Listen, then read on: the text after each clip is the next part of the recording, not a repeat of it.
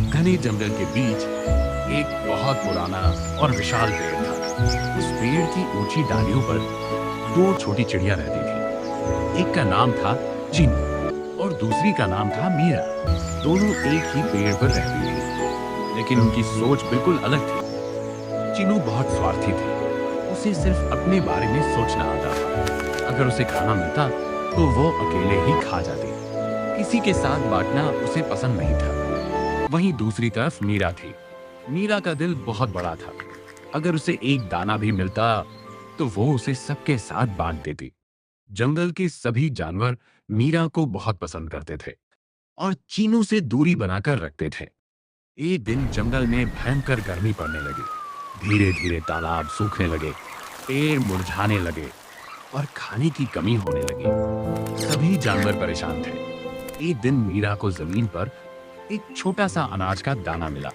वो खुद भी बहुत भूखी थी, लेकिन तभी उसकी नजर पड़ी एक छोटे से घायल और भूखे बच्चे पर। वो बच्चा जमीन पर पड़ा था, कमजोरी से हिल भी नहीं पा रहा था। मीरा तुरंत उसके पास गई और बिना एक पल सोचे अपना वो आखिरी दाना उस बच्चे को खिला दिया। दूर बैठी चीनू ये सब देख रही थी। वो हंसते हुए बोली, मेरा तुम कभी आगे नहीं बढ़ पाओगे। अगर ऐसे ही दूसरों को देती रही तो एक दिन खुद भूखी मर जाओगी। मीरा ने बस हल्की सी मुस्कान दी और कुछ नहीं कहा। उस रात अचानक मौसम बदल गया। तेज आंधी चलने लगी, बिजलियां कड़कने, मूसलाधार बारिश शुरू हो गई।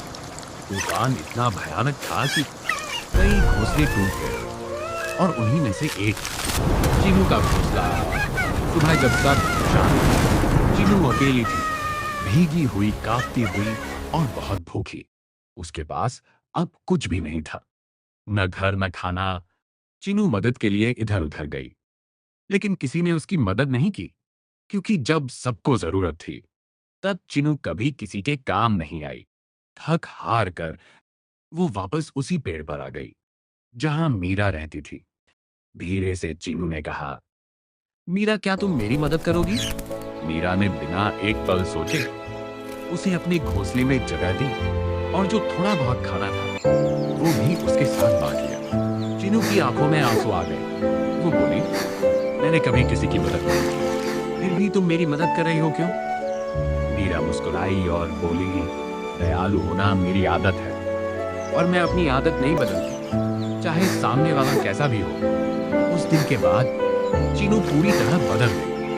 अब वो भी सबकी मदद करती, खाना बांटती और धीरे धीरे जंगल के सभी जानवर उसे भी पसंद करने लगे।